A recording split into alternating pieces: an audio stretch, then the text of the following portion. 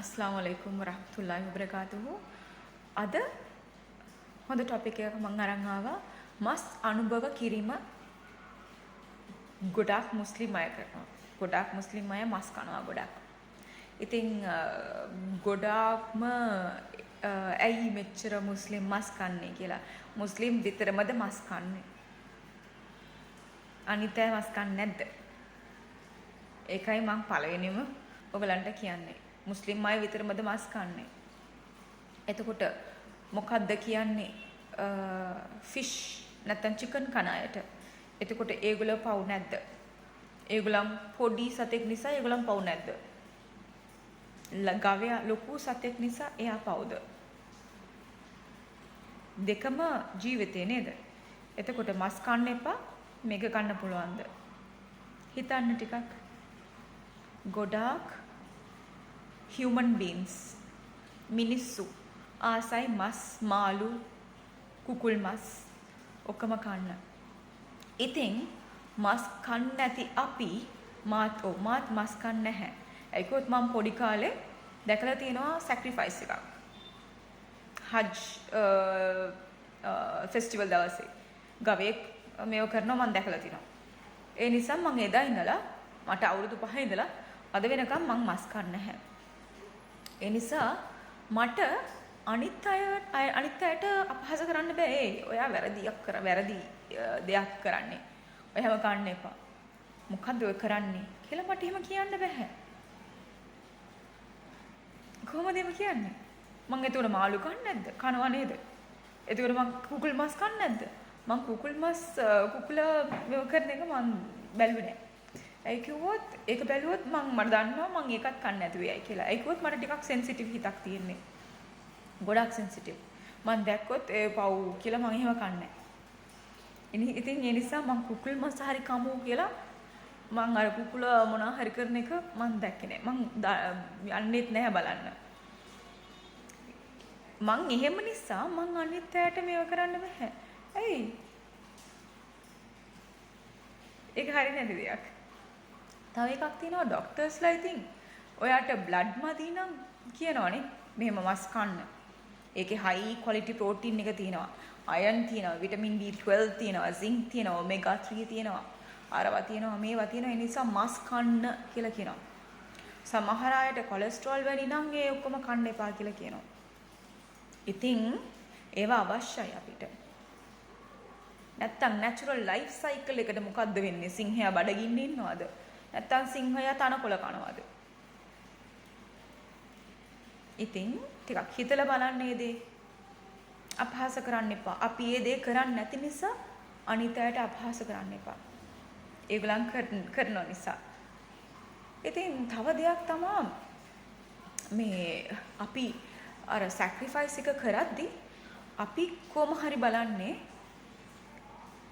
ඒ ගවයාට නැත්තම් ඒ සතාට ගොඩාක්ම පේන් එක නැති වෙන්නේ ඒ සැක්‍රිෆයිස් එක කරන්න.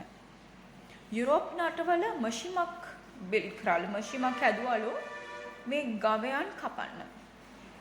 එතකොට ඒගොල්ලන් බැලුවලු මේ ගවයන් මේ මැෂිමේ කපන එක පේන්ෆුල්ද නැත්තම් මුස්ලිම් අය සැක්‍රිෆයිස් කරන විදිහ කරන එක පේන්ෆුල්ද කියලා. බලද්දී ඒගොල්ලන්ට ප්‍රූව් වුණා අපි මුස්ලිම්වරු කපන විදිහ ඒගොල්ලන්ට පේන් එක ගොඩාක් අඩුයි කියලා.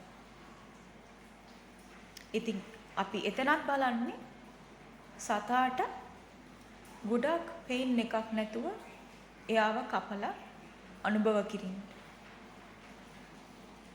තව දෙයක් අපේ ඉස්ලාම් එකේ කියලා තියෙනවා. අපේ ආගමේ කියලා තියෙනවා.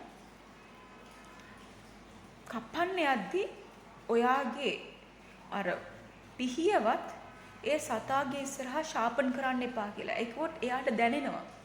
එයාව දැන් කපන්නයි යන්නේ කියලා. ඒ දුකවත් දෙන්න එපා කියලා.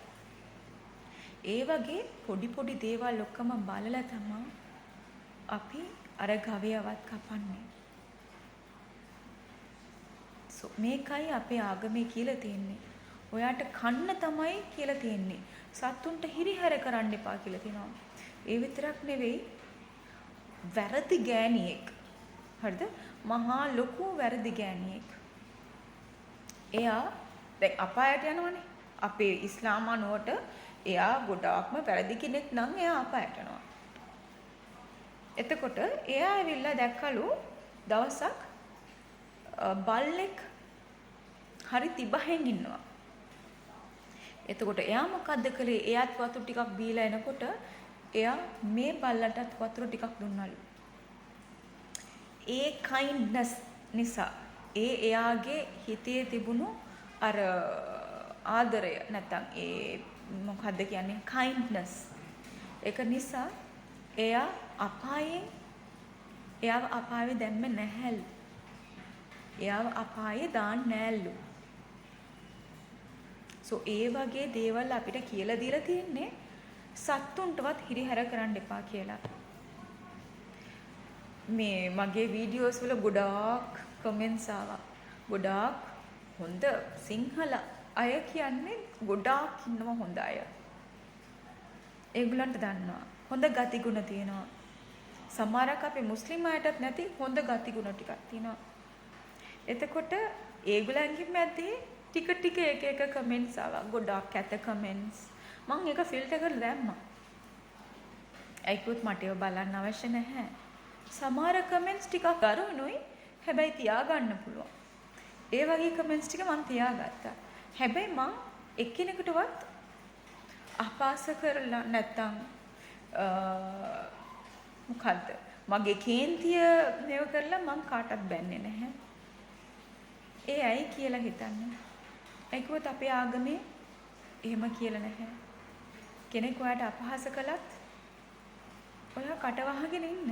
ඒගොල්ලන්ගේ තේරීමක් නැහැ එතන.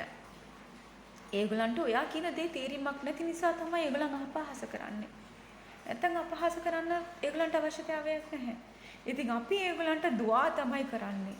දුආ කියන්නේ ඒගොල්ලන්ට දෙවියන්ගෙන් අහනවා ඒගොල්ලන්ට හොඳ අන්ඩර්ස්ටෑන්ඩින් එකක් දෙන්න කියලා. ඉතින් ඔක්කොටම හොඳ හිතමු. ඔක්කොම හොඳින් ජීවත් වෙමු. එච්චරයි මට කියන්න තියෙන්නේ. thank you. මම මේවා කියන්නේ මං මුස්ලිම් හැටියට මගේ ආගම හැටියට මොකද්ද කියන්නේ කියලා. අනිත් ආගම් වලට මං අර හිරිහැර කරන්න නැත්තම් ඇටැක් කරන්න නෙමෙයි.